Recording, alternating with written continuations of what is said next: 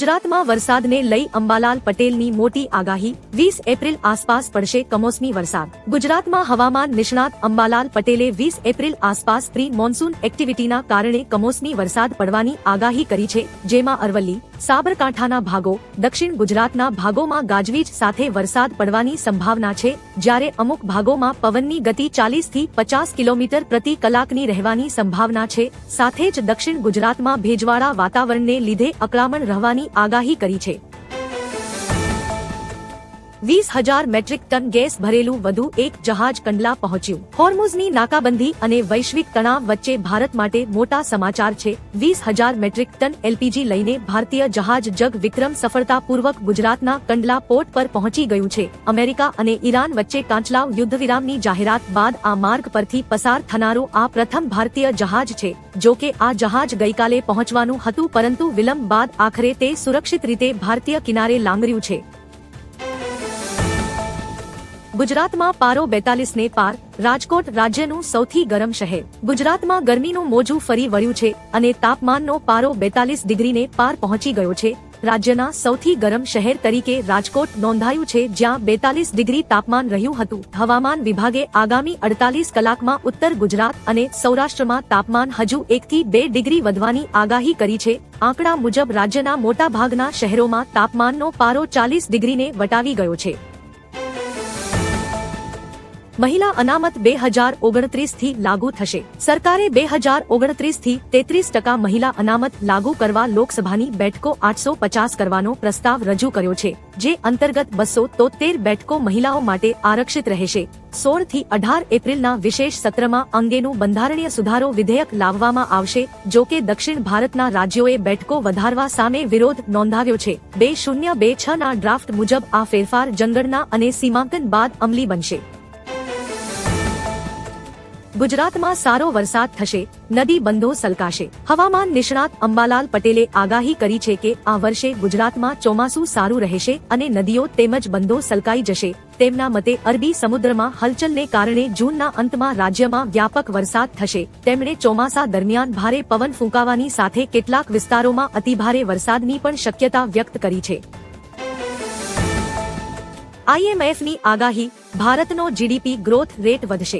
International monetary fund IMF એ ભારતના આર્થિક વિકાસ અંગે હકારાત્મક અંદાજ વ્યક્ત કર્યો છે। મિડલ ઈસ્ટમાં ચાલી રહેલા તણાવ છતાં ભારતીય અર્થતંત્ર અપેક્ષા કરતાં વધુ ઝડપે વૃદ્ધિ પામશે। સંસ્થાએ નાણાકીય વર્ષ 2026-27 માટે ભારતનો જીડીપી ગ્રોથ રેટ વધારીને 6.5% કર્યો છે, જે અગાઉ 6.4% હતો। જો કે રિપોર્ટમાં 2027માં મોંઘવારી વધવાની આશંકા પણ વ્યક્ત કરવામાં આવી છે।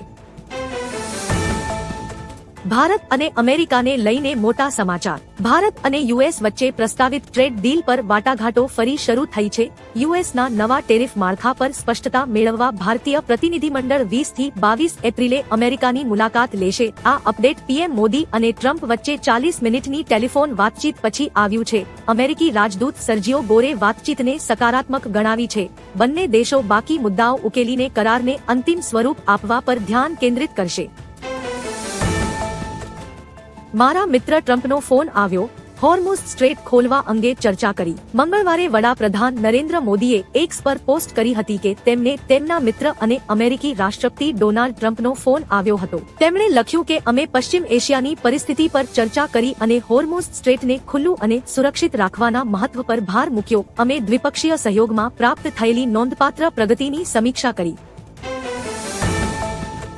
ઈરાન બંદર નાકાબંધી સંપૂર્ણપણે લાગુ, વેપાર સ્થગિત। સેન્ટકોમના કમાન્ડર એડમિરલ બ્રેડ કૂપરે બુધવારે જણાવ્યું કે ઈરાની બંદરોની નાકાબંધી સંપૂર્ણપણે લાગુ કરવામાં આવી છે। તેમણે કહ્યું કે નાકાબંધી લાગુ થયાના 36 કલાકથી ઓછા સમયમાં અમેરિકાના દળોએ દરિયાઈ માર્ગે ઈરાનમાં અને બહાર જતા આર્થિક વેપારને સંપૂર્ણપણે બંધ કરી દીધો છે।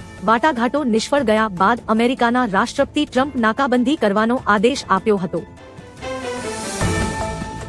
યુદ્ધ ખતમ કરવા અંગે ટ્રમ્પનું મોટું નિવેદન। અમેરિકી રાષ્ટ્રપતિ ડોનાલ્ડ ટ્રમ્પે ફોક્સ ન્યૂઝને આપેલા ઇન્ટરવ્યુમાં જણાવ્યું કે ઈરાન સાથે ચાલી રહેલું યુદ્ધ હવે સમાપ્ત થવાની ખૂબ નજીક છે। ટ્રમ્પના આ નિવેદનથી વૈશ્વિક સ્તરે યુદ્ધવિરામ અથવા મોટી શાંતિ સમજૂતીની આશા જન્મી છે। જો કે તેમણે સ્પષ્ટ કર્યું કે આ વિસ્તારમાં હજુ તણાવ સંપૂર્ણપણે દૂર થયો નથી। બંને દેશો વચ્ચેની મંત્રણા આ વિવાદનો કાયમી ઉકેલ લાવવા માટે અત્યંત નિર્ણાયક અને મહત્વની સાબિત થશે। ફાગવેલ બેઠક પર બધા ઉમેદવારોએ ફોર્મ પાછા ખેંચી લીધા. ફાગવેલ સ્થાનિક સ્વરાજ્ય ચૂંટણીમાં ગુજરાતમાં પ્રથમ વખત અનોખી ઘટના સામે આવી છે. ચિખલોડ ગ્રામ પંચાયતની એકમાત્ર બેઠક પરથી ભાજપ, કોંગ્રેસ અને 2 અપક્ષ સહિત તમામ 4 ઉમેદવારોએ પોતાના ઉમેદવારી ફોર્મ પાછા ખેંચી લીધા છે. આ બેઠક પર ચૂંટણી બહિષ્કારની સ્થિતિ સર્જાઈ છે. કપડવંજ તાલુકામાંથી નવનિર્મિત ફાગવેલ તાલુકામાં સમાવેશ કરવામાં આવતા ગ્રામજનો આંદોલન કરી રહ્યા છે. 5 વર્ષથી નાના બાળકો માટે યુએડીએઆઈએ શરૂ કર્યું બાલ આધાર. યુએડીએઆઈ દ્વારા 5 વર્ષથી ઓછી ઉંમરના બાળકો માટે વાદળી રંગનું બાલ આધાર કાર્ડ બહાર પાડવામાં આવે છે. આ કાર્ડ બનાવતી વખતે બાળકોના ફિંગરપ્રિન્ટ કે આંખની કીકી જેવા બાયોમેટ્રિક ડેટા લેવામાં આવતા નથી. આ કાર્ડ માતા પિતામાંથી કોઈ એકના આધાર કાર્ડ સાથે લિંક કરાય છે અને તેના માટે સેન્ટર પર જઈ ફોટો પડાવવો જરૂરી છે. બિહારમાં સમ્રાટ ચૌધરીએ સીએમ પદના લીધા શપથ. બિહારમાં આજથી સમ્રાટ યુગની શરૂઆત થઈ ગઈ છે. લગભગ 20 વર્ષ બાદ રાજ્યમાં સત્તા પરિવર્તન થયું છે. બીજેપી નેતા સમ્રાટ ચૌધરીએ બિહારના સીએમ પદના શપથ ગ્રહણ સાથે રાજ્યનો કાર્યભાર સંભાળી લીધો છે. શપથ ગ્રહણ સમારોહમાં 2 ઉપમુખ્યમંત્રીએ પણ શપથ લીધા છે. જેડીયુથી વિજય ચૌધરી અને વિજેન્દ્ર યાદવને ઉપમુખ્યમંત્રી બનાવવામાં આવ્યા છે. ઇઝરાયલ અને લેબનોન વચ્ચે ઐતિહાસિક શાંતિ મંત્રણા યોજાઈ. લાંબા સમયથી યુદ્ધમાં રહેલા ઇઝરાયલ અને લેબનોન વચ્ચે દાયકાઓમાં પહેલી વાર ઐતિહાસિક સીધી વાતચીત થઈ છે.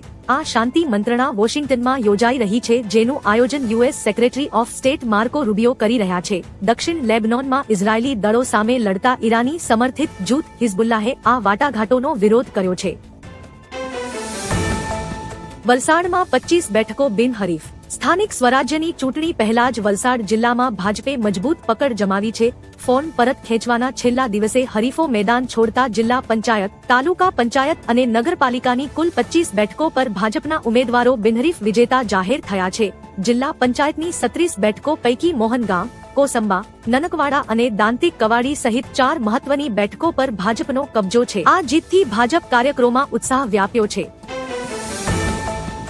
દક્ષિણના રાજ્યોને પહેલા ગેરમાર્ગે દોરવામાં આવ્યા હતા. કેન્દ્રીય મંત્રી કિરેન રિજિજુએ જણાવ્યું કે 2029 સુધીમાં વિધાનસભાઓમાં 33% મહિલા અનામતના અમલીકરણ માટે હાથ ધરવામાં આવનાર સીમાંકન પ્રક્રિયા દક્ષિણ રાજ્યો માટે રાજકીય રીતે હાનિકારક રહેશે નહીં. રિજિજુએ કહ્યું, દક્ષિણ રાજ્યોને ગેરમાર્ગે દોરવામાં આવ્યા હતા કે તેઓ સીમાંકનમાં બેઠકો ગુમાવશે કારણ કે તેઓ વસ્તી નિયંત્રણના ધોરણોનું પાલન કરે છે.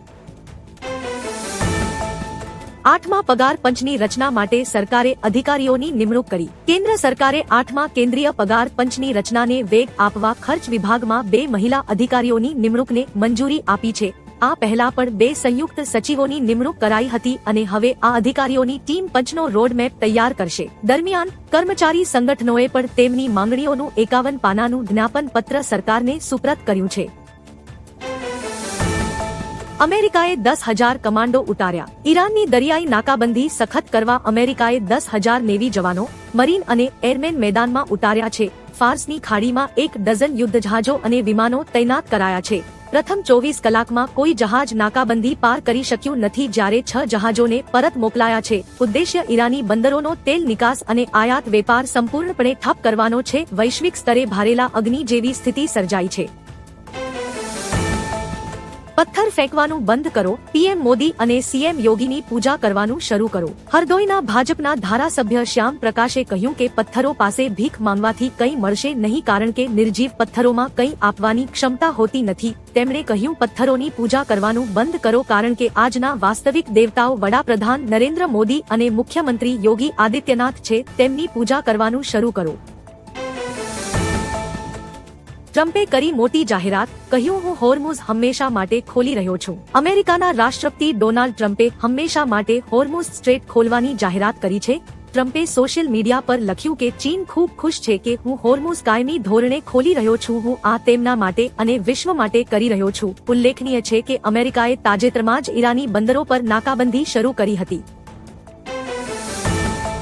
રાજ્યસભામાં રાઘવ ચઢ્ઢાના સ્થાને આવેલા આપ સાંસદ અશોક મિત્તલના ઘરે ઈડીના દરોડા. આપનો દાવો છે કે એન્ફોર્સમેન્ટ ડિરેક્ટોરેટ એ તેમના સાંસદ અશોક મિત્તલ સાથે જોડાયેલા અનેક સ્થળોએ દરોડા પાડ્યા. અશોક મિત્તલને રાઘવ ચઢ્ઢાના સ્થાને રાજ્યસભામાં આપના નવા ઉપનેતા બનાવ્યા હતા. આપના વડા અરવિંદ કેજરીવાલે કહ્યું કે મોદીજીએ પંજાબમાં ચૂંટણીની તૈયારીઓ શરૂ કરી દીધી છે, પરંતુ પંજાબના લોકો આ સહન કરશે નહીં. તેઓ ભાજપને યોગ્ય જવાબ આપશે.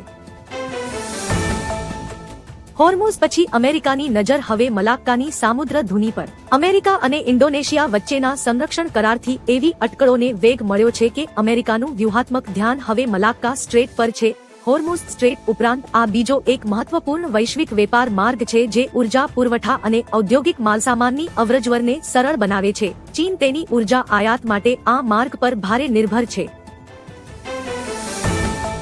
ભંડોળની ભીખ માંગ્યા બાદ પાકિસ્તાનને સાઉદી અરેબિયા પાસેથી $3 અબજ મળશે. પાકિસ્તાનના નાણાં મંત્રાલયે જાહેરાત કરી કે પાકિસ્તાનને સાઉદી અરેબિયા તરફથી $3 બિલિયન વધારાનો ટેકો મળશે. રિયાદ દ્વારા $5 બિલિયન ની વધારાની ડિપોઝિટ માટે રોલઓવર વ્યવસ્થાને લાંબા ગાળા માટે લંબાવવા ઉપરાંત પાકિસ્તાન માટે વધારાનું ભંડોળ આપવામાં આવ્યું છે. યુએઈ દ્વારા $3 બિલિયન ની લોન ચૂકવવા માટે કહેવામાં આવ્યું હતું. ઇટલીમાં ટ્રમ્પનો ભારે વિરોધ. ઈરાન અને પોપ મુદ્દે ટ્રમ્પ સાથે શરૂ થયેલા વિવાદમાં ઇટલીની પીએમ મેલોનીને હવે વિપક્ષનો પણ સાથ મળ્યો છે. વિપક્ષી પ્રમુખ નેતા ઇલ્લી શ્લેઈને ટ્રમ્પ પર જોરદાર નિશાન સાધતા કહ્યું કે સાંભળો, ટ્રમ્પ રાજનીતિક વિરોધ થયા છતાં અમે ઇટાલિયન પોતાના દેશ વિરુદ્ધ કોઈ પણ હુમલાને સહન કરીશું નહીં. ઈરાન પર હુમલામાં ઇટલીનું સમર્થન ન મળતા ટ્રમ્પ પોપ અને ઇટલી પર સતત ટીકા કરી રહ્યા છે.